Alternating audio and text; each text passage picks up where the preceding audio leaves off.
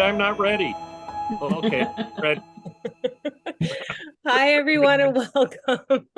My name is Caitlin Ryan, and I am a board member here at the Cannabis Alliance, as well as chair of the Legislative Committee. And we are laughing, as we always do, with our executive legislative team. It's just a joy to work with these folks. I'm excited to get to introductions, but I wanted to say here at the Cannabis Alliance, we are dedicated to the advancement of a vital, ethical, equitable, and sustainable cannabis industry. And we have just finished the first half of the legislative biennium here for 2023, which is the long session. This is the time where we get to have a little bit more complex conversations before those deadlines start looming. And it was a really busy session, especially for cannabis. And we saw some conversations that we've been having since the very beginning of legalization continue down their path. And we introduced some new ones as well. So we are really honored today to be joined by Representatives Shelley Kloba and Representative Sharon Wiley, co-chairs of the Regulated Substances and Gaming Committee. Thank you both for being here. Most of our conversations happen in your committee, and it really is going to help this conversation today that you're here. So thank you. And then, like I said, we get to work with the coolest team on legislative issues, I think, not just in the industry, but maybe as a group of folks that visit Olympia. I don't know if I'm claiming that unfairly or not, but as far as I'm concerned. So I'll let you all introduce yourself. John, I'll start with you. My name's John Kingsbury. I'm chair of the Patient Caucus and been working on home grow forever and other patient issues. Thank you. Yeah, thanks, John. Burl. Yeah, I'm Burl Bryson. I'm the executive director of the Cannabis Alliance, working very hard on these issues in Olympia. I am not a very stable genius, however, so I have to defer to John on patient-related issues. Awesome. Thanks, Burl. Laura. Laura Kaminsky. I'm the Government Affairs Liaison for the Cannabis Alliance. And yeah, I've been working on some of these issues for quite some time. It's nice to see some movement this session on a couple of them. Yeah, wonderful. And then Al. Hi, everybody. My name's Al Ralston. I think everybody knows me that are going to be discussing things on this call. I'm a government affairs consultant, and I'm on contract to the Cannabis Alliance in Olympia. Yeah, and I always say, Al's probably tired of hearing this, but if we could clone him and put him in every civics classroom across the country, we all would be better off for sure. So thank you, Al, for all of your work. I think I'd like to start with actually turning it over to Representative Wiley or Representative Kloba. Just on first blush, what do you think was the sort of most compelling conversation around cannabis policy you heard in session? And and if you need to split it amongst a couple, that's totally fair too. For me, I think it depends on who you're talking to. I kind of went into this with the idea that there were going to be hard things and easy things. And I found that some of the easy things weren't easy. And some of the hard things were more complicated and harder than what I thought they would be. I think that in stepping back and thinking about sort of a 1,000-foot view, I think that there's an awful lot of things that we haven't been talking about very much that are having an effect on how hard the conversations are. And one of those things, I think, is the fentanyl and opiate epidemic. There's always been some cultural confusion about how cannabis relates to drugs.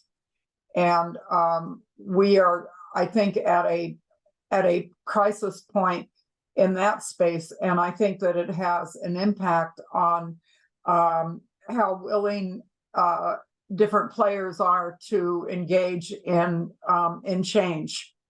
I think that there's a lot of fear, and I think that reality had a bigger impact. Those of us that are thinking about this in this space and being fairly open-minded and non-judgmental and knowing the details and knowing what the reality is, I think for my part, I underestimated how many ways that reality got in the way. And I think that probably the most important conversation, and I feel that nothing can go forward without a real cultural change in how we look at the equity and the past war on drugs and the disparate impact that had on communities of color. And I think that that might have been the most significant thing that passed after that. The equity bill passed, even though it wasn't complete, and even though there's still a lot of work to be done, I think it cleared the way for other conversations that are going to be better for that. This is a committee, and this is a subject matter that it was created to implement an initiative over 10 years ago, and it's been one of the sleeper committees. The Gambling Commission did a lot of work. The liquor folks did their thing. And then there was cannabis, and it was a committee that was implementing an initiative that was fairly prescriptive. And if you weren't on that committee, and it was a small committee, didn't have a lot of issues until recently, in recent years, the rest of the caucuses didn't pay any attention to it. And because of the equity discussions, and because we were more aggressive about trying to make some changes in the industry and sponsor more legislation, and it intersected with several other cultural reckoning points, which, the war on drugs, or the opioid epidemic, and the equity needs of our communities. I think it was very, very visible in a way that it hadn't been before. Our work was much more visible, and I think it was good groundwork, but it leaves us a lot to be done, and a lot of responsibility to pick up the momentum and take it in a positive direction. Yeah, I couldn't agree more. It's a conversation that we've been having for several years. LCB had hosted several listen and learns, and then of course the Social Equity and Cannabis Task Force. I have to say, because there was a companion, 5080 is what ended up passing, but there was also a companion bill that started in the House. And the two times your committee saw it, both at the beginning as the House bill, and then again later when the Senate bill came over, those two hearings were, I think, fantastic conversations, and I would say some of the more thoughtful exchanges about what meaningful change actually looks like. So I want to commend the both of you for leading those discussions at that time. Well, and I think that despite the fact that things felt a little bit stuck at times, I felt that all those conversations were really important and valuable. And I feel very good about that part. I feel that there is, I feel like I personally have a better awareness of how much work there is to be done. Yeah. and Well, really, oh yeah, go ahead. I was just say that when you were mentioning that when the Senate heard the bill and when the House heard the bill, and then when the Senate bill came over to the House, the conversation changed over time. And I was seeing, the bill changed in ways that responded to original comment, and people kind of came along with, what the vision was. And so I commend, Senator Saldana, as well as Representative Entenmann, who were the prime sponsors on those two bills. They weren't exact twins, but very, very close. And I think that was one of the big compelling conversations. And I think the other one was the work that was left undone after last session, when we could not get something put in place regarding the hemp-derived synthetic THC products. And so I was really delighted from a consumer safety and a public health perspective to finally get that through. So that was, I had the That was House really bill, but, significant. yeah, Senator Robinson did all the work on that, and that it wasn't unanimous. So it does, it leads me, we still have some more conversations to do because it solved a big chunk of the issue, and it has a side effect that we're going to have to sort out. But I think the safety thing was primary. And I'll tread lightly here, but that is my follow-up question. There was some opposition that is now sort of left wondering what this means, and that primarily was from the hemp community, and sort of concerns about now some interesting prohibitions that might be in place, making their commerce more challenging.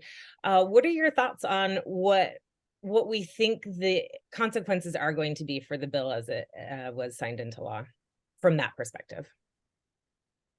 Well, I mean, the hemp derived natural THC, so not what they were doing with synthetic, deriving it from CBD, but the naturally occurring.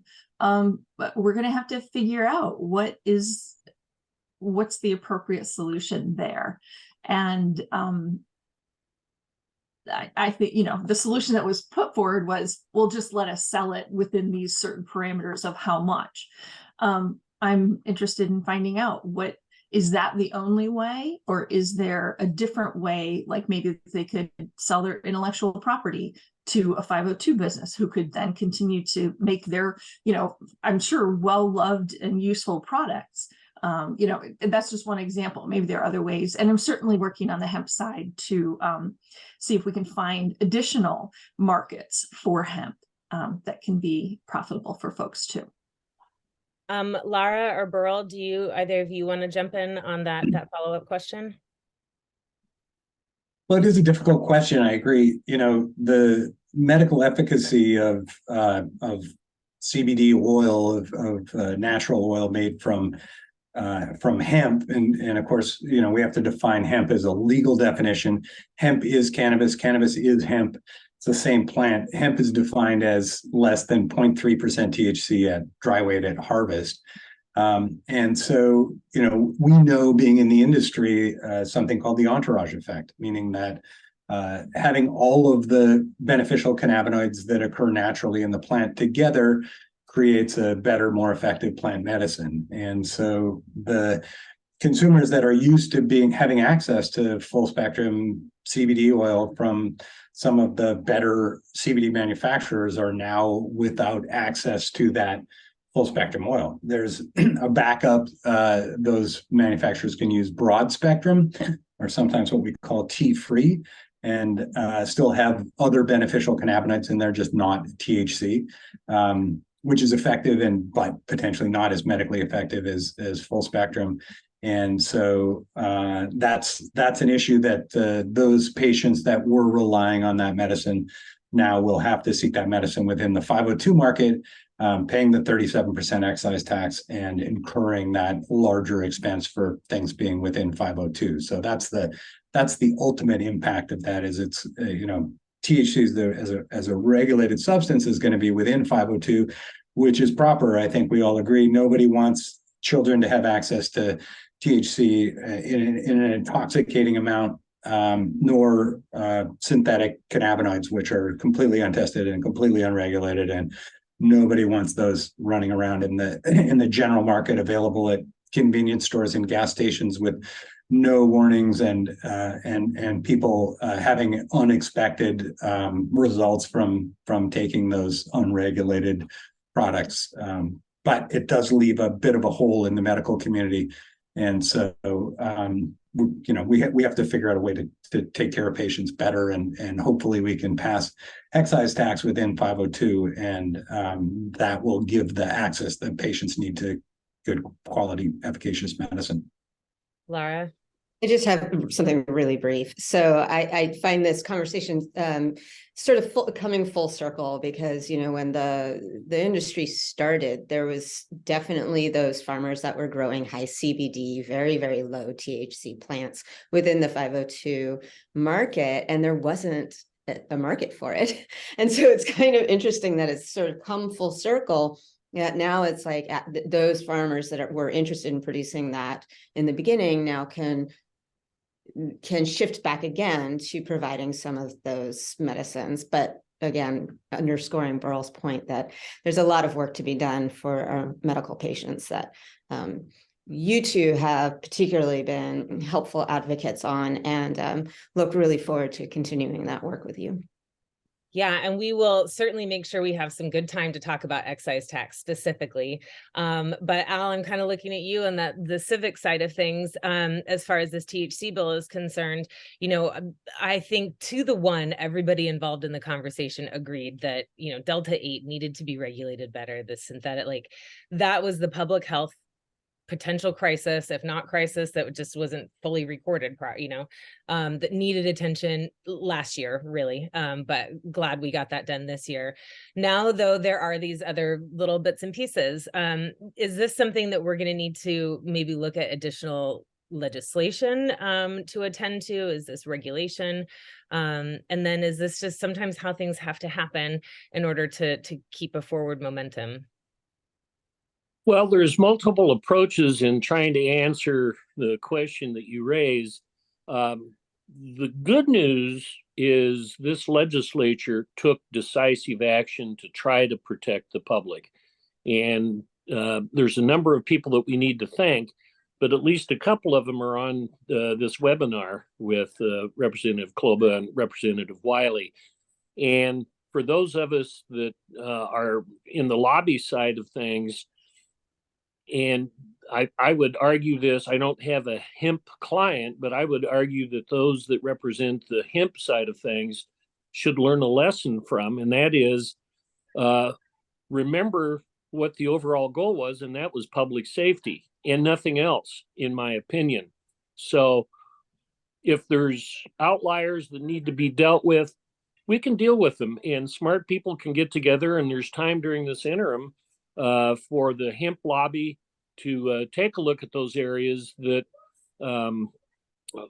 fit within public health and safety and find ways to develop an avenue to deal with a little bit of the externality that occurred out of the legislation, which fortunately was passed, needed to be passed for public safety. So from a civic standpoint, this happens. Stuff happens after legislation passes, and that's what legislators are there for, as well as regulators, to figure out whether it's in the regulatory realm or whether or not there are some tweaks that need to be done within the legislature, notwithstanding the goal of trying to keep the public health and safety foremost. So I think you can look at the tweaks if necessary. I don't know if they're regulatory or not. I'm guessing probably not. But there's always the next session. And that's what this interim should be working toward, is finding some common ground within the industry and getting the hemp players to be able to work with everyone to convince the legislature that a few tweaks are necessary and not do harm. I'm wondering if there isn't something more we can do during the interim, because, you know, I try to think ahead of how things are going to play out, both with the public and you know, in some respects, the citizen legislature is a microcosm of the public. And what I'm seeing is two big holes in our work where we didn't have an opportunity to bring other legislators along. And one is the area of taxation. One of my biggest disappointments was not being able to remedy the effect of our work and our system on the medical cannabis realm and treating it more like medicine. And so we've got in some respects a deliberately fragmented system where increasingly, and from the beginning, there's a role for ag, there's a role for public health, there's a role you know, for the taxation piece. And to me, an ideal kind of workshop, whether it's in a conference or in a committee, would be twofold. One would be one where it focuses on the medical, the things that are known, the way that the system works and doesn't work in the medical area for patients, with members of the public health, members of the healthcare committees invited particularly to learn more about cannabis in the world of health. And then the other workshop would be where members of the finance committee, of which I am one, and the appropriations committee, which is a large committee, go to a workshop that's totally focused on the taxation. And there's inconsistency in our liquor and beer and wine taxation system that might also be part of a deep dive by the finance committee, but where we focus on the taxation of where we are and why we are in the way we tax different things, and then what are the disparate impacts as well from an equity standpoint for people that have illnesses, for instance. But why we have a system that when you look at it in a macro way and you look at why is beer taxed less than wine, or all of that, it becomes really nonsensical, and so many things go back to something else that happened a long time ago, or the unintended consequences of decisions that were made before we were on the scene.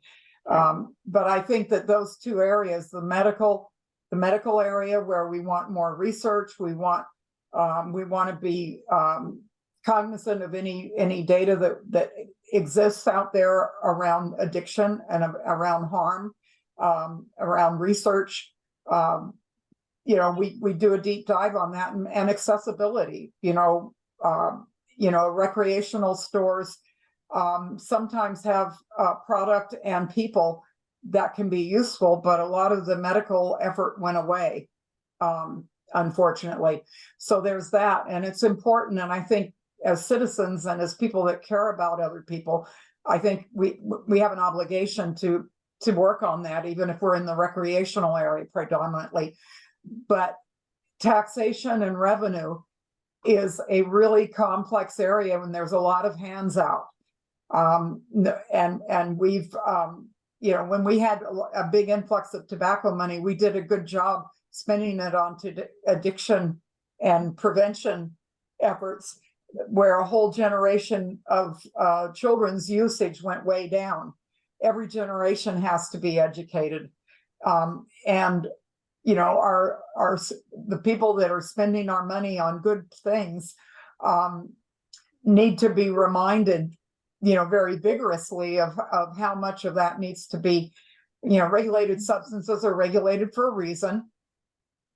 And we are where we are, and we're going to continue to do that. Let's do it responsibly and make sure that we do not just regulate it from a compliance standpoint, but regulate it from a let's spend the money in a way that makes sense, where we include resources for public health and prevention and education of children.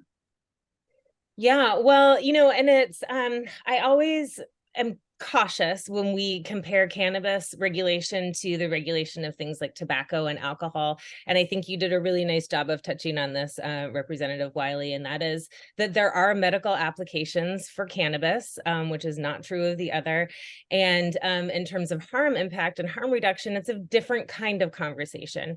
And what we know is that adult use legalization across the country has actually shown that we have seen a reduction in youth access. A new study just came out, and kids are getting their hands on cannabis less the more we regulate across the country, or the more we. And there's more people in the legislature that need to hear that. Yeah, absolutely. And be able to verify that they're not just hearing it from an advocate from the industry. They need to be able to check. I will get that study in your inboxes here shortly then, so that you have it. And I think this is a great segue to move into that patient side of things. And I want to start it by celebrating, and John, I'll let you take this one, but we had a win this year. And while the impact, while the population it impacts is small, the reality, the significance of that impact is tremendous. John, do you want to talk about this big success? So let me talk about the impetus for this bill. While I have been surveying patients since probably 2017, I was surprised that the number one thing that patients identified as concerning them was their legal vulnerability. I think in 2015, a lot of the mindset, which we still feel today, is that medical marijuana is a big scam, right? This is just a way to get weed. And I think the system that was built then had a lot of that mindset in it. And that's how I attribute this fear of the regulated system on behalf of patients. The truth of that today is, I think, debatable, and but I think we still feel that. So in order to make a regulated system that works for patients and works for those who are concerned about abuse, I think you have to have trust. And so I think that this has been a number one area to sort of creating a real regulated system that works for patients, is addressing this fear. And so the bill, for those who don't know, basically said the state of the law until July will be that basically if law enforcement makes contact with a patient, the law says you have to present your paperwork at the door, you could still be arrested. And patients are widely aware of this because they hear stories. And when they hear stories of somebody that felt they were complying with the law and yet had their gardens ripped apart anyway, that validates patients' worst fears, that there are people out to get them. And then that amplifies the mistrust and the resistance to engaging with the regulated system. So I cannot really understate how important and how impactful the passage of this bill is. I think it's huge. I think trust is a very difficult thing to repair, but I think that the emotional impact as well as the real life impact of this bill, I just don't think I can overstate it. So is that a description of why I think this is huge? Yeah, and I'll say, I recall, when this bill was first introduced, I believe you sat down with Representative Kloba and presented the results of your surveys. And correct me if I'm wrong, Representative, you looked at it and said, I think this one's a really important one to attend to, and that was arrest protection. Tell me a little bit about why you felt that one was particularly important, and what this means now after having championed this for now a couple of years, what it means to have it passed. Well, my pre-legislative history involves being a massage therapist, and I worked at a physical therapy clinic for most of my career. And so I worked with people in pain. And so the opportunity that cannabis presents to not only treat, ongoing chronic pain, but also the huge number of other things that it is able to treat, that really kind of resonated with me. And then the other piece of this issue that resonated was that despite the fact that joining the registry is voluntary, and some people do, some people don't, it's their own reasons why they might or might not, but that they get treated differently under the law if they're in the registry or not in the registry. And it just seemed like that was fundamentally unfair. And the reality was basically, if you're not in the registry, you can be, meeting all the requirements that you're required to have for being an authorized patient. And yet you are basically guilty until proven innocent. And for me, that was just a no-go. So worked at it, and lots of great support from John and from, the Cannabis Alliance members and, folks who wrote in, folks who were, repeatedly came and testified, and hopefully made it a little easier by being able to do it remotely. But, with some really compelling stories. And so I think, it passed 63-32 in the House and 37-12 in the Senate. And I think what I read into that is that even if there are some folks who maybe are not necessarily comfortable with cannabis use, they do recognize, this sort of being equal treatment under the law kind of a concept. And so that was compelling to them. But I think as we went through, it was obvious when this would hit a committee that wasn't regulated substances or labor and commerce over in the Senate, that people didn't really understand the difference between medical cannabis, kind of going back to what John was saying earlier about thinking it's just an easy way to access, which may or may not have been true back before there was legal recreational cannabis, but it certainly doesn't seem to be the case now. And that being an authorized medical patient gives you access to higher grade, higher potency, more specific kinds of product, and that it really is an important part of the market that unfortunately has been suffering.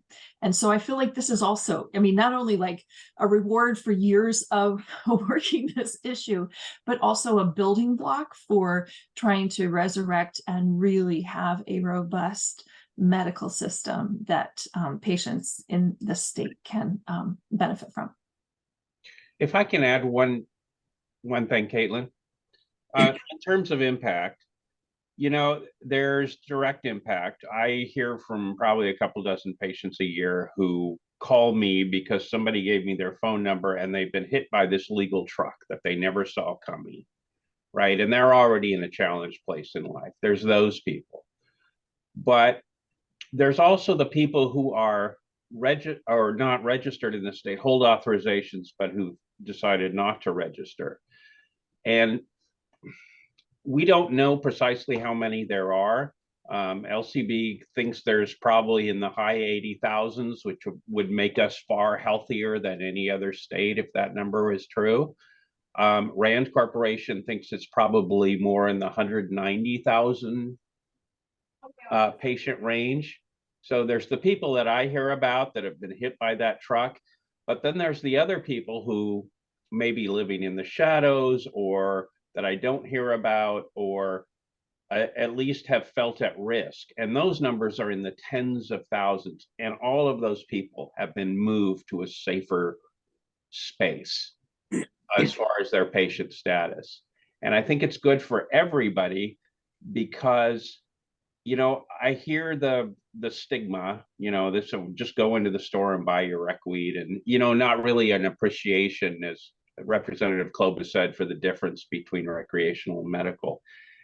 And if we can create a regulated space that works in medical, I think that you're going to find that it benefits society in a great number of ways beyond just eliminating the illicit market. A lot of people in this space, in this group, have heard stories. I've heard a few hundred stories of patients who have decreased their opioid use. 70% of the patients are stating that their condition is intractable pain. And it is absolutely ordinary in my community that people talk about going from, 30 milligrams of oxycodone a day to, a few times a week on 5 milligrams. And that benefits society in a huge number of ways that we're feeling outside of the medical community. So just to sort of talk more about the impact of this beyond the couple dozen people who are, getting hit by that legal truck. So. Yeah, and John, I'm really glad that you highlighted that, because, Representative Wiley, when you brought it up at the beginning of this conversation, I think that I agree with you, and I think that that's something that we all can do a better job of talking about. And now there are several studies at really well-known universities about cannabis being a bridge to recovery and reduction, if not elimination, of opioid use for folks who are struggling, both for pain management and then for folks who, started for an acute pain circumstance, and then it got out of hand, and now they're in trouble, which we know in our country is one of the biggest issues that we face. And that's something that obviously we look forward to more research on. But in terms of attitudes and folks conflating what addiction to opioids looks like and what responsible adult cannabis use looks like, I think that that's a really important message to convey as well. And we will talk a little bit about that. I want to get to the potency bills, but before we do, I think excise tax is the thing that keeps circling around these conversations. And so let's talk about that one head on. This is one that in the past we have started in the Senate and has gotten past the Senate twice in the last biennium. And we decided this year we needed to start it in the House because that seems to be where it gets stuck. We're still not sure what the holdup is within the House on excise tax, and I want to thank you, Representative Wiley, for picking that up. But we know that we're dealing with something interesting on that front, and so maybe Al, I might turn it over to you to start this conversation. What happened to excise tax this year? Well, there's a segue from the previous conversation into this, in that I think that we as an association and others that are interested in whether it be the excise tax bill or arrest protection or the Cannabis Commission, we seem to do fairly well in the Regulated Substances Committee, even though it's a new committee and it's got a bunch of new members that are starting to learn more and more about cannabis. So it's an educational component, both within the Republican side of the committee as well as some of the Democrats. This is a relatively new topic, but with the leadership of Representative Wiley and Representative Kloba, have been able to have those conversations, I'm guessing, within your individual caucuses, et cetera. And we're seeing the same thing over in the Senate with the Senate Labor and Commerce Committee, to where a number of these kinds of bills will go through.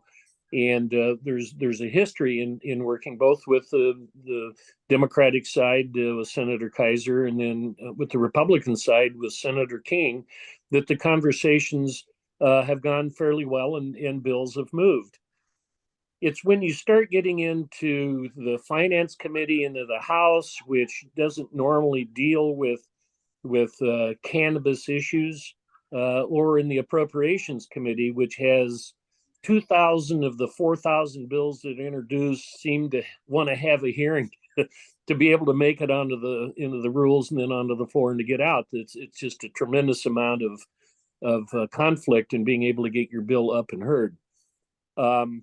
The medical excise tax bill, House Bill 1453, sponsored by Representative Wiley, went along well. We had a good hearing in the Regulated Substances Committee, and it moved appropriately over to the Finance Committee in the House. So it had a finance component to it. I guess the fiscal note was $48,000 for the biennium. But eventually a hearing was held and it passed out of the committee 12-0, and with good support from obviously both sides of the aisle, and with a good report from Representative Berg, and it went to the Rules Committee, which all bills will go to the Rules Committee before they hit the floor, where it stopped. And after numerous conversations with House leadership, discussions both with Representative Wiley and Representative Berg, it got to the point to where it just didn't move. And there's still, in my opinion, a mystery as to why. Yes, there's a lot of competition in the Rules Committee for a lot of other bills, but we've been able to move cannabis bills in the past, both there and over in the Senate, and have done well. This issue actually passed the Senate the year before, where it got all the way through and got stuck, as I remember, back in rules again. It might have been the Appropriations Committee, now that I think about it. Which it didn't go through this year. So there's still a bit of a mystery. And from a lobbyist perspective, and while we're looking at how you deal with the civics of how a bill becomes a law, there's going to be some conversation, I think, with the House leadership and certainly with the House Majority Leader, who seems to be at the root of a lot of this. And we want to talk with Representative Berg as well. So it's gone all the way through the Senate once before. It partially made it through the House twice. Yeah, it's gone through the Senate twice. And so there seems to be a sticking point somewhere in the House Rules Committee. And we've got to figure that out for a bill that, because it had a fiscal impact, was held up at $48,000 a biennium when the excise tax and the tax receipt by the state is $500 million a year. So we've got a lot of questions, but from a civic standpoint, we need to find out why that's being held up in rules. Yeah, and I will say, if you want to check out our YouTube channel, you can look at testimony over the years, and both representatives, I think you can attest, it is compelling testimony that is really wrenches your heart, and kind of at the end of it, it's hard to imagine why, with such a low fiscal note, this wouldn't go. And in the Senate, I also wanted to point out that it gained votes from one year to the next. So it gained support on that side of things. Representative Wiley or Representative Kloba, because you also co-sponsored the bill, Representative Kloba. What are your thoughts? What do we need to do to make this, to help folks understand why this bill is so very important?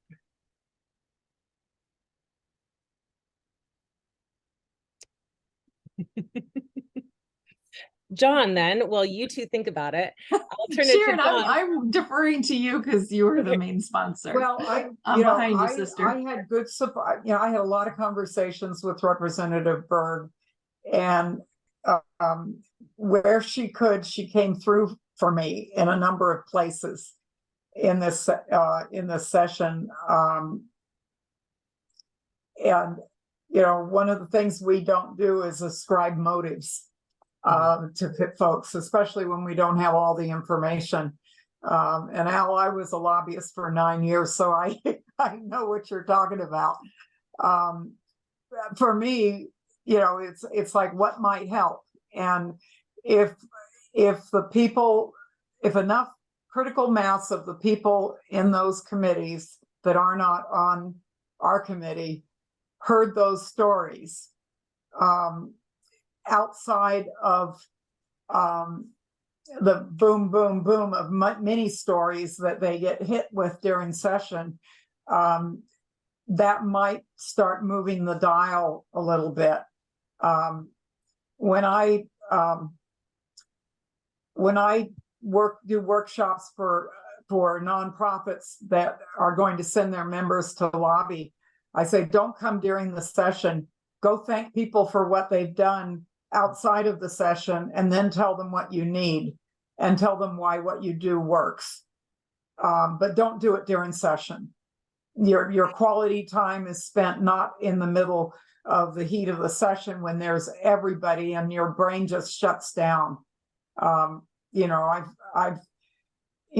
one of those people who has that 15-minute meeting, and I can tell when the eyes glaze over and when nobody's listening, or when I go in there to talk about something and that legislator has their mind on something else. So I end up listening to them about something totally unrelated to what I'm there for. I mean, that's our world. But, really hearing from people in your district, and that gets a little bit more raw and a little bit more personal. And it's harder to do because those patients and those folks and those families and those businesses don't have everybody else around them cheering them on and giving them tips. they're one-on-one with somebody that represents them. But I think that what we have to do is to educate people more than what's been done in the past. I think you're right on the money, Representative Wiley. COVID presented a little bit of a dilemma for the past 2 or 3 years, and there's been a number of new legislators that have come on, and this was their first in-person live legislative session, and it's made it a little more difficult for people like me trying to represent an organization before the session started. I have an old saying that, you know, everything you do during the course of the year should be, the legislative session is the culmination of all of that work. And Representative Wiley, you brought it up earlier. This is an interim activity, and I would really love to see the legislature and you guys look at pursuing almost a cannabis education course. Not so much for the Regulated Substances Committee, it would certainly be some of those members, but for finance, for appropriations committees, for the health committees, to try to get them on board. Because I know for me, when I go to try to lobby members of the finance committee or appropriations, that's not their forte. That's not their experience. They're looking at property taxes. They're looking at education funding. You know, other large ticket items. And this is an area that they know very little about and need to know more about. And the interim is the time to do that, to get ready for the start of the next session. And if there are meetings or workshops that people want to put together, if I have enough notice, I'm willing to call my colleagues on the phone saying, this industry put this together for you because you don't have time to be on our committee and go to our meetings. You need to know this before the session. I'm willing to make some of those phone calls. That's great. Thank you for that offer. Yeah. Yeah. And I know, you know, having my other pathway parallel to the massage career of coming to the legislature was through being an advocate and then coaching advocates on, you know, how to be successful in those kinds of interactions. And 100% I agree with my colleagues that you now is the time, because you can get a half an hour on someone's legislator's schedule, and you can meet them in your local community for a cup of coffee or something, and you can be compelling about telling your story. But it's also helpful, and I know that Cannabis Alliance does a great deal of this, but coming up with some kind of consistent messaging across the board about, you know, how does medical differ, and about, I think Al, you had said, you know, here's how much revenue is derived from cannabis, and here's what we're asking you to forego: $48,000. Even if it's $100,000, like even if the estimate is off and it's 100, that still is a drop in the bucket. So that kind of messaging, and I think something about how, while this is a small amount in terms of the cannabis revenues, it makes a big difference in access for patients to high quality, beneficial forms of cannabis for themselves. And, you know, Well, and we're recalling definitely for people, planning- every other kind of medicine is tax exempt. We already do that. That is a value we have in this state and have had for quite a long time. And that, yeah, it just doesn't seem fair that these patients would not have access to that kind of price differential in their medicines. Yeah, I appreciate that. It does feel like the access to adult use cannabis has let down the medical community, and they got left behind in this exercise. And it behooves us as the industry representative, as well as patient and consumer representative organization, to really try to right that balance. And we're trying hard. You've spoken to our you know, kind of strategic impulses now that CNA die has happened and the legislative session for this year is over. We're already engaging in, hey, how do we fix our messaging? How do we get through to the people that we need to? I love your offer, Representative Wiley, to engage with your colleagues. I would love to participate in that. We can put together sort of crash course in cannabis, in medical cannabis, and would love to engage with more lawmakers about this issue. So yeah, we're planning that, and I'd love to engage with the two of you to make that a reality and to help us communicate our message forward. Yeah, that Yeah, 1-2 punch of having, professionals talk to legislators, as well as having then follow that up with the local folks and their constituents, and just having like a toolkit that the constituents can look at and go, okay, here's how I do this. Because I know, like, it seems scary going to talk to your legislator, but you just have to remember we're regular people. We have, ailments, we have children, we have, we have all the same things that everybody else does. And we give up a lot to do this job, and we do it because we care about people. And I think that's a really essential thing for people to understand. Yeah, I'll never forget, actually, after a lobby day one year, somebody came up and asked, we had set up meetings, and, on a lobby day, we've got an agenda that folks are helping us communicate. And we had one member then say, so are we allowed to, can you help me set up another meeting? Like, are we allowed to talk to our representative again? Or was this like the one meeting that we get? And I was like, no, you can talk to your representative anytime you want via email, set up a meeting. And they were just sort of mind blown. So to that point, yeah, it can seem scary. And, I think part of our work is helping demystify that. And to that point, we've been talking about a cannabis caucus sort of a little bit in the last couple of years. And it sounds like maybe we have a beginnings of that, which would be great. Looking at the time and knowing what else we still have to talk about, I do want to spend a few moments talking about potency, because the tax conversation is wrapped up, I think, in potency. But I also want to make sure that we have enough time to talk about the Cannabis Commission, because right at the end of session, we had an agricultural crisis that really highlighted the desperate need for a commission to have already been established, let alone still be in the works.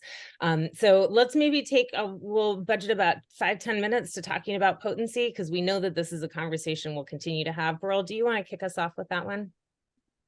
Sure. Yeah. So this year there were two bills that were run side by side, and I'm not the numbers guy, so I'll get somebody else to tell you what those bill numbers were. It was like 1361, 1362, 1461, 1641 and 2, I believe.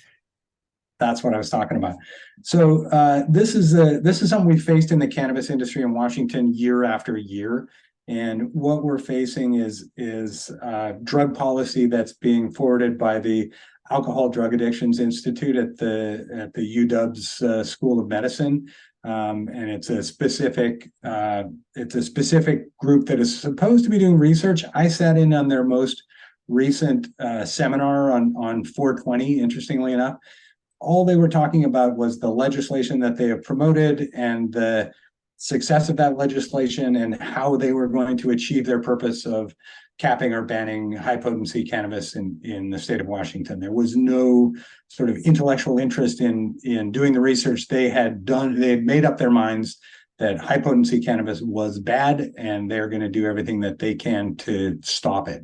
And how do they best tailor their next lobbying effort to getting these bills passed? And it was really frustrating to watch, also knowing that they're funded by cannabis dollars, and I think in this biennium they were gifted another $750,000 to continue their lobbying efforts to ban or cap high potency cannabis. So that's a bill that's not going to go away. We're going to face this year in and year out going forward. And so we're working on trying to get a strategy together to counter that. I think we've fairly effectively communicated our message over the course of the last couple of years, but they are gaining momentum.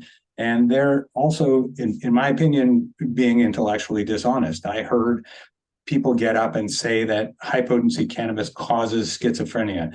High potency cannabis causes lifelong psychosis. And that is simply not supported by the research that's out there. And most recently, there was a very large cohort, long period research study that was done by the Journal of the American Medical Association, JAMA, on cannabis and really looking at states prior to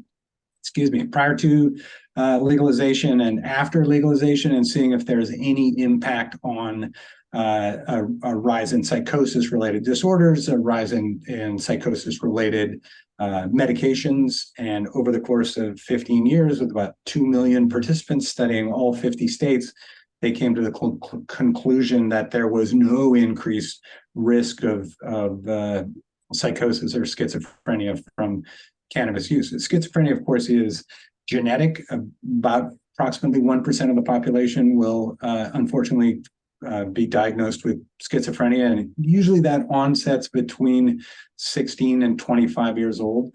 The one study that always gets pointed to indicates a correlation between early onset schizophrenia and cannabis use. And correlation meaning those two things exist in the same universe, but causation is not established, meaning that if somebody is experiencing early onset symptoms of schizophrenia, they may be seeking cannabis for self-medication. And we do see a lot of self-medication for a lot of disorders with cannabis. And so they haven't established that there's any causative effect between cannabis and long-term psychosis. You can have, and this does happen, you can have short-term impacts with overconsumption of cannabis, either through dabbing or through edibles. And I think often the people that present at ERs and poison control are folks that have overindulged in edibles. And that's a very easy thing to do. And you have to be careful with edibles because it doesn't take very much. And that impact can be really significant, especially on people that aren't experienced with it. But the good news is it's not going to kill you. It's a very uncomfortable period of time that you're going to be really unhappy. And I've been there. I've overdosed on edible cannabis and questioned every bad life decision I ever made. Really was unable to sleep and uncomfortable with all kinds of uncomfortable thoughts rattling around my head for 8 or 10 hours. And then I was like, I'm not going to ever do that again. I've learned that lesson. So kind of an anecdotal story, but the key is that cannabis, as we know it, is a medicine that helps a lot of people, and we have to preserve access to cannabis, particularly high potency cannabis, which a lot of patients need for their disorders. And the last point on that I'll make is that the highest potency cannabis is vape pens, and it's the easiest to titrate. It's the choice of many moms and dads out there. It's the simplest. You can have one puff on a vape pen and achieve the dose that you need. And they don't really talk about that. They don't really talk about the fact that the vast majority of entry level or low level cannabis use happens through the highest potency cannabis, and really instead they focus on dabs. Sorry, yeah. I got going there. I got on my soapbox. That's all right. John, you want to add something in there? Yeah, so what I'm frustrated by here in this conversation is that the prevention community has concerns, and I think their concerns are conceptually legitimate. I think we have to think about public safety.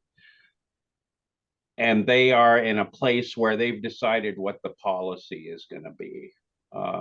And they're just going to butt heads with that. And then Burl comes back and he argues the science. And I'm not sure. I think we need a more nuanced discussion. I think we need to talk about public safety concerns. And then we also need to talk about science. I'm a parent. And I don't think young people should be smoking this stuff all the time. But I also have a long history in the cannabis community. And I absolutely believe if you just ban this stuff, you're going to be blowing up garages again. And there's going to be, people are going to be accessing this on the illicit market, and Oregon is going to love it. Right. So, this discussion we're having seems so much like the butting of heads. And I think that we need to really focus on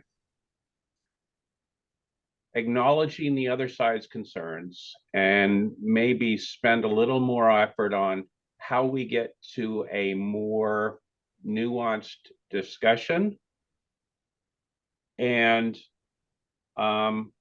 acknowledging that one side has safety concerns, and acknowledge I don't think calling producers predators is the slightest bit helpful. And I'm not sure how we get past that, but I don't think we're going to have good policy or a good discussion until we start looking at the other side's concerns. And I think that I have deep concerns about the ADAI symposium. There's stuff that just glared at me. I don't think that arguing the science is necessarily going to be the right rebuttal totally, for people in the prevention community who are entrenched in their positions. And I don't know, certainly I've heard Representative Kloba be the reasonable person in the room, which I really appreciate. And I'm not sure how to get to this, but I think the focus here needs to be on how do we create an environment where we can have a reasonable, nuanced conversation, which sometimes is the hardest thing in the world. But I think we're going to keep coming back, and we're going to keep coming back, and we're going to continue to have this exact same discussion every year unless we focus a little more on that. But I do think public safety is important. And I do think the policies that they're advocating are going to have all sorts of negative collateral consequences. And so that's my 2 cents on that. Thanks, John. Laura, you've got your hand raised.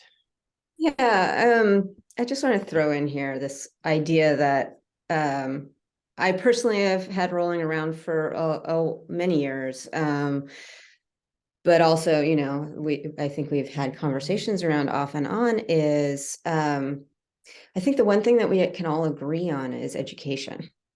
And that, you know, and the fact that we want to protect our youth and we want to be good stewards of this, you know, new product in our world, you know, in our communities. And I personally really like the idea of doing a collaborative educational campaign that's based on truth and honesty to our youth, that goes hand in hand, prevention and industry together, present the message, I think would be hugely powerful. And I would like to see some dollars go to that. I think it's something that we can all agree on. I think it's something that if we could collaboratively work on a message that tells our youth we want them to be safe, we want them to be, you know, making good choices, that, you know, that actually can have an impact on the underpinning, that underlying issue that we're all concerned about. Because it's an incredibly charged conversation. There's a lot of emotions. So I think we need to figure out where is it that we do agree and start there and then work out from that piece. But yeah, I think we need to focus on what we can do. And I think we can do some really good education. So in my opinion, I'd love to start there. Yeah, and maybe that's a bill, is funding for education development. And Representative Wiley, you brought that up at the very beginning, right? That some of these tax dollars, we need to do a better job of getting good information out there, particularly to youth and families with kids in the household. I, as a parent, would appreciate some materials, frankly. So we've said our piece. Before we move on to the commission, I do want to give the opportunity, Representative Kloba, Representative Wiley, would you like to add any thoughts on that discussion? around Well, potency? I think we've been really, I defer to Representative Kloba on that because, nobody fought harder to get that not just get it done, but to get it done right.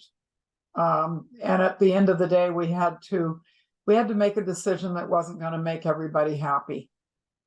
But we all, I think we both made a pledge to keep trying to take care of the pieces that didn't quite make us all comfortable. But I felt very proud that we got there at all, because there were moments when I didn't think we were going to make it.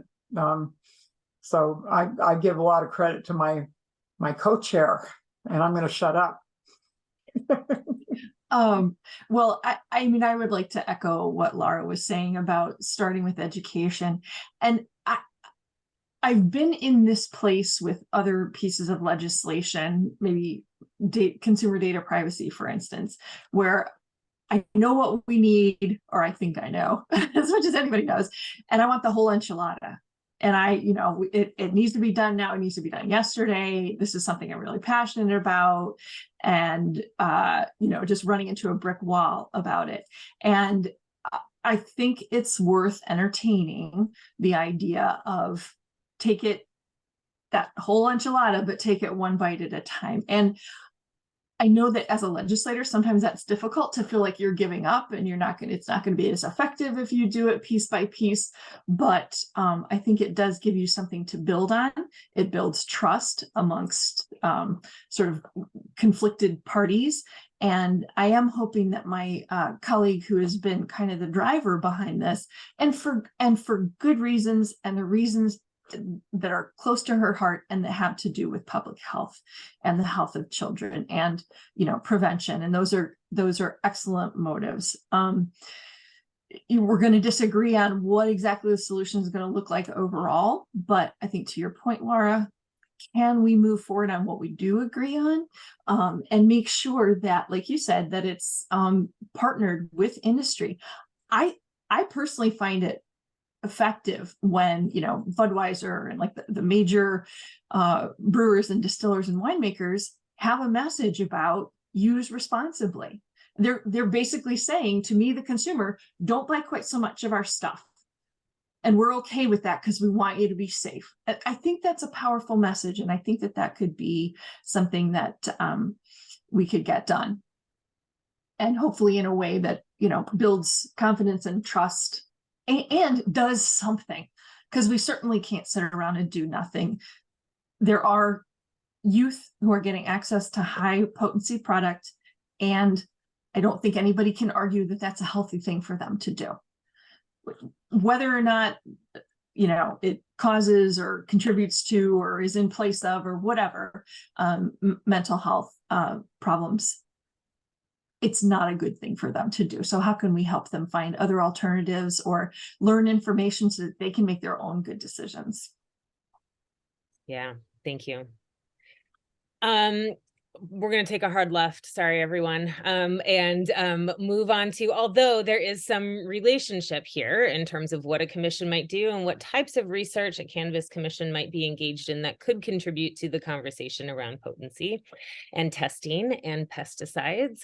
Laura, will you talk a little bit about the Cannabis Research Commission, a really brief history, and I'll sort of set the platform by this year was a really exciting year. We went farther than it's ever been before and had the opportunity to have really robust discussion as a result as it went through all of the committees that it was seen by. I'll let you take it from here. It's really hard to summarize. I know, sorry. Commission effort. It's been very long. So I'm not going to try. Okay. I think what I'm going to say is that based on the conversations that we've had over this session in particular, because it got so far, it just continues to be challenging to clearly communicate the why and what it will and won't do. for those that don't know, the commission would be an agricultural commodity commission, similar to, but not exactly like the Apple Commission or the Wine Commission or the Alfalfa Alfalfa Commission, whatever. We have, I think, 23, I can't remember, different agricultural commissions. And one of the primary things that they do is agricultural research, which this particular commodity is desperately lacking. We have lots of things that we can look to that are similar, but our particular environments, our particular needs, our particular regulatory umbrella that we live under is we're not able to just take that other research and plug and play, which then creates a situation where we may not be producing the highest quality, best product, safest product for our consumers. And there's so many reasons in my mind why it's like a no-brainer, why a commission would be useful, not only to the industry, but to the state as a whole. It's definitely one of those conversations that we realize, like, we just have to get the message, and we have to be very clear, and we have to educate people to, again, what it does and what it doesn't do, and the impact that it's going to have on producers or won't have. It can be very complicated, and but it's a very powerful tool. And sorry, I'm just going to say one more thing, as you kind of alluded to, at the very beginning. Right at the end of the session, we all of a sudden had this huge issue come up for the industry about, DDT and DDE showing up in the soil of these legacy orchards, getting into our products. And oh my goodness, if we had a commission to help us, that is self-funded by the industry, by the way, to help us understand and get to the bottom of the issue so that we can produce, better products for our consumers. I mean, I can't even tell you what an incredible opportunity it would have been to have a commission there to support the farmers during that. That's continuing right now, actually. Well, and even be a resource before action was taken, so that the appropriate action could have been taken in the first place. And promise we'll be talking about that for years to come. And then after action was taken, what are the appropriate steps for mitigation and attendance to the issue at hand, which is still struggling. There was some money in the budget that was set aside to attend to this issue. However, I know that the allocation is a little bit charged, and folks are having a hard time to know what to do with the allocation. And a commission would know exactly how to attend to this and have the resources in order to do that. I do want to address a couple of the things that came up during session, and one of those was, a lot of people, because this is the public facing part of commissions, are familiar with the marketing order that, you see the commercial with the grand sweeping orchestra on the back, and then says brought to you by the Beef Commission, while you're looking at beautifully seared steaks and things. Cannabis is not federally legal still at this point. And gosh, I'm going to try to talk about interstate commerce here too in a second. But there was concern that we can't do marketing, so why bother having a commission if we can't do marketing? Lara, do you want to answer that question? Yeah, I mean, so marketing is certainly a valuable element to a commission, but truly it becomes valuable when it's federal, a federally legal substance, and we can market on behalf of Washington Cannabis. But prior to marketing, I mean, the thing that would drive the marketing is the research and the quality of the product. You have Washington Wine being a global leader because the Washington Wine Institute and all of that research. I mean, I am obsessed with their website, by the way, and their library of research that they've done on wine. It's phenomenal. I can only wish someday we have that for Washington Cannabis. And all of that comes before marketing is even on the horizon. And definitely want to hear what Representative Klobuchar has. Well, as I'm thinking through some kind of very practical things, as you mentioned, federally illegal. So the thing that farmers of just about any other crop in Washington have access to is the amazing research that is done by our land-grant universities, UW and Wazoo, and particularly Wazoo. They're very ag-based, and they come up with all kinds of research. And the way that that knowledge gets disseminated out to farmers, one of the main ways is through cooperative extension, which is in every single county. And these are folks who are employed to get this information into the hands of the farmers. And whether it's, here's the newest research on how you control this pest, or here's the latest research on, methodology, here's the latest that we know about soil science for your crop, whatever it is, there's a way to get that knowledge into the hands where people can apply it, and that it's beneficial for them and their bottom line and the product that they're making and the consumers who use their product. We don't have that. Cannabis does not have that opportunity to have that conduit. And I think that, like you're saying, Laura, if you can have that, you can do a lot, and that would be of a huge benefit to all kinds of producers and processors.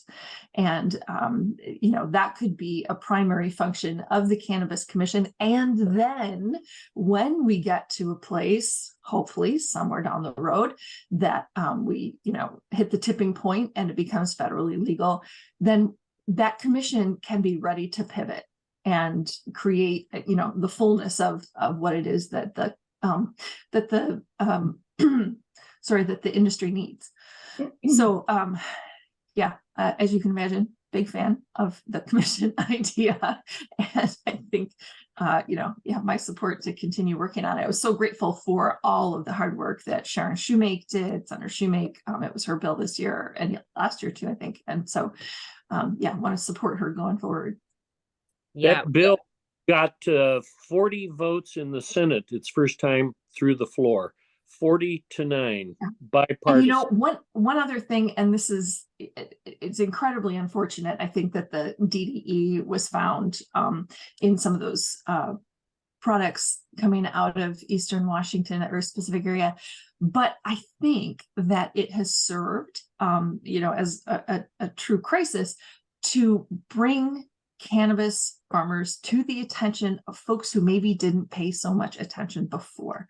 And they're seeing these folks through a different lens, just like the rest of any of the producers of any other product in their districts. And so I think that we're at a moment that can be very educational, not only for trying to get broader support in the House for the commission, but also, a greater knowledge about cannabis in general.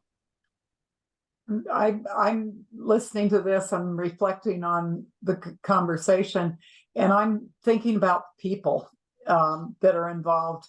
And one of the jobs I had a long time ago was to create a farmer's market in the city of Gresham next to the new light rail station that had just started. And I hang out at early morning pesticide lectures at ag extension offices, trying to find berry growers that had enough product to last a whole full day, a full Saturday, but not so many that they were harvesting my machine and selling to the processors, and trying to turn these people into a nonprofit organization to become the board of directors of a new organization. And I found that these were busy, independent people who were not joiners. And what we have in the cannabis industry, or what we have with other ag commissions, are people that pay higher dues and are more corporate. The corporate farmers are the ones that drive the organization and pay more into the kitty. And so with cannabis, we have a new agricultural industry. We have a lot of folks that are in that, and I won't lie, I've talked to people. I know that some people were growing and using and selling a lot of years before and they never got caught. So they're not people that like to be organized and like to be like to be parts of groups and reveal all of their business to other people because they have good reason not to. You have people that are independent entrepreneurs that are even more independent and more entrepreneurial, perhaps, than people that get into regular farming. I think that what we need to do is maybe think up a different model and different set of arguments for why to have a commission that speaks to folks in that cultural space. Because, I don't think we're talking about a lot of people that like to join. And I know we don't have a lot of people that have joined one of the several organizations. I know somebody in my life who doesn't care that there are any organizations for cannabis. This person suffers alone and struggles alone, and they aren't joiners. They just aren't. So maybe, think about what would a commission look like for the folks as they are, and with the culture that they've evolved and where they've come from. And what does that look like? Yeah. You're outlining our interim strategy as we have already gotten started on. So thank you very much. And maybe we will enlist your further tutelage as we continue to move forward with that process. Originally when the commission started this session, it was by legislative decision only. And one of the amendments that went in was via referendum. And our refrain immediately became, let the farmers vote. That's really where that's at. And we will be spending the interim in a grassroots campaign to make sure we're talking to everybody, not just our constituency and our members, but all farmers who are involved with this. In Washington State, we're in a really sort of sticky spot because technically not agriculture, right? And that gets back to our taxes. And that can be challenging because, like you pointed out, Representative Kloba, especially concerning this DDE issue, it is clear that it is an agricultural activity. And that's a different conversation that we definitely don't have time for in terms of how do we support that piece of it, while perhaps maintaining the tax structure that needs to be there, et cetera. Longer discussion for another day, but I think all of these are good ones for the interim. We are a little over time, and I know, Al, you've got to get going. I would like to take a moment, if everybody's amenable, to maybe 5-10 more minutes to talk about the other bill that was signed into law last Thursday, and that was the Interstate Commerce Trigger Bill. The bill itself doesn't do a whole lot immediately, thanks, Al, but starts to lay the groundwork for a conversation that Representative Kloba, I know you are very passionate about. Representative Wiley, when you joined this committee, you also have been really clear that you're passionate about it. Burl, I know you are also, and that is, what does federal legalization look like for businesses here in Washington State? Burl, do you want to address that really briefly? I'll try. That's your warning. Yeah. So what this bill, and you're right, this bill changes nothing at this day and time, any regulation, any laws surrounding cannabis. This bill is triggered on one of two future events happening. One is that the federal Attorney General, Merrick Garland, issues an opinion letter stating that the DOJ tolerates interstate commerce in cannabis, or the second event is really full-blown federal legalization. And so, yeah, it's coming at some point, and I keep repeating this: federal legalization is coming.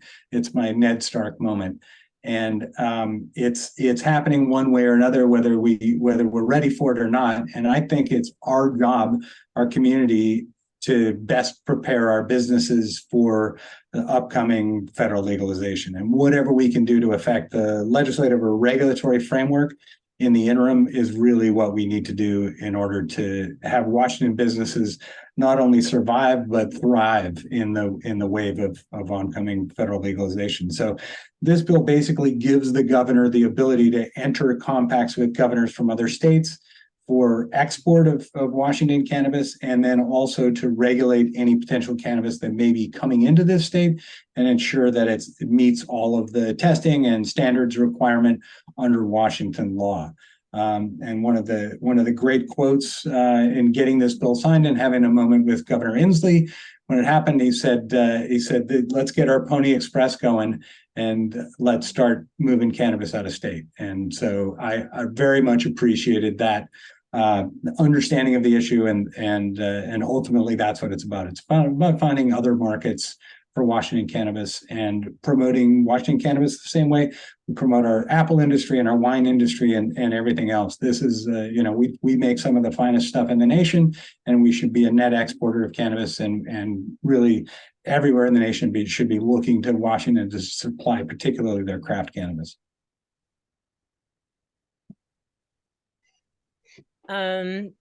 Anybody else have any thoughts on that interstate commerce trigger bill? Yeah, I'd like to have home growing and completely ignore the issue. Oh my gosh, we're here at time, and okay, so great. We're going to stop talking about interstate commerce and let's talk about 5-10 minutes on home grow. Like I said, 30. Okay.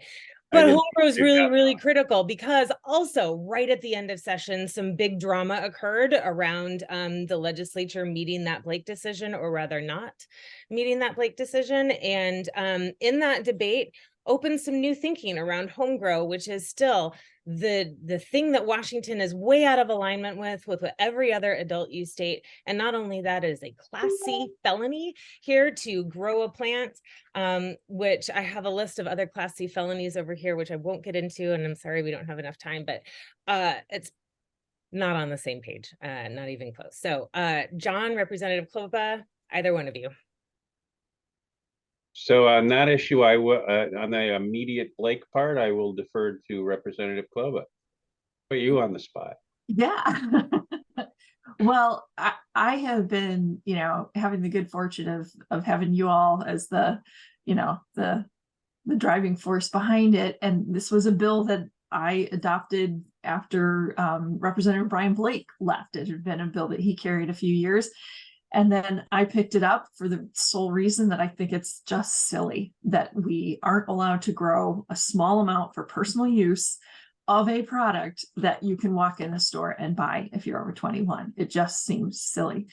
And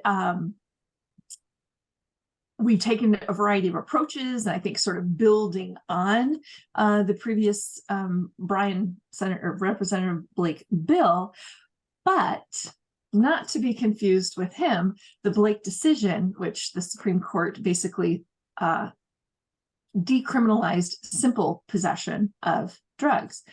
And it occurred to me, like Caitlin was talking about, that perhaps the frame that we need to look through, rather than let's add something into the bill to try to please everyone and make it far more complicated than it could be, I'm contemplating an approach this year that takes a look more through that lens of, okay, well, if the legislature comes up with this law that decriminalizes simple possession, or makes public use a misdemeanor rather than a gross misdemeanor, there's kind of some debate back and forth about what's the right level for that. I think we could pretty clearly argue, once we get through all of this special session and the product we're going to come out with, that perhaps a Class C felony to grow something that is legal for you to purchase is out of scale with what it actually means. And I'm sure, some of the work that's ahead of me and ahead of us is to kind of have a better understanding of, is it cultivation? Is that, and what's that penalty for any other type of a drug that you might do? Or, do you create it, completely decriminalize it for under 6 plants and then criminalize it for above? Or, but I just think it was a bit of a shift in how we're looking at it. And so instead of coming at the same direction, we're going to come at it from a different direction in the next session, and certainly invite anybody to collaborate, throw ideas at us. That's coming at an issue with a fresh set of eyes is often very, very helpful. So really appreciate the conversation that Caitlin, you and I had a few days ago that kind of crystallize some of that. I think it's really important when you go back in time and look at I-502, the great majority of the discussion for legalizing adult use and possession was about limiting the harms of criminalization. And it was not about tax revenues. It was not about business. It was not about that. The great majority of it was about prohibition is causing all of these collateral harms. And I think home cultivation in the mindset that Representative Kloba is talking about is right on track with that. And I think it's worth revisiting that, because I think we've gotten so into oh, we have to protect these revenues and stuff, that we're sort of grasping back in some places to prohibition and forgetting that original intent. So that's all I got. Thank you, John.